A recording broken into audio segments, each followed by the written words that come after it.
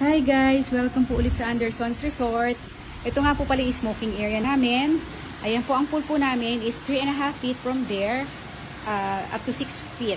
And then we have lounge here. The shower po is at the back of that waterfalls. And then that's the kitchen area. The toilet for male and female. Wala pong shower sa loob.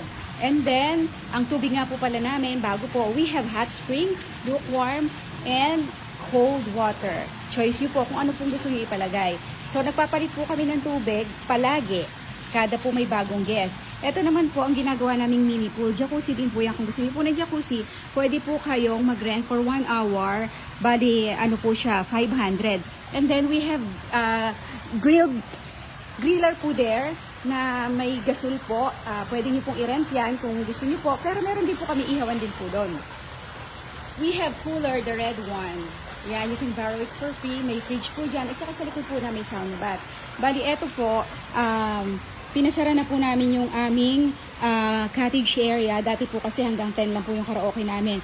Please lang po sana, ipapakiusap ko po sa inyo, pag after 10 na po at nagkakantahan, pakisara lang po ang pinto para po hindi po tayo nakakabulahaw sa mga kapitbahay po. So, ayan po. Yung mga nakikita nyo po yan, pwede nyo po yung gamitin for free.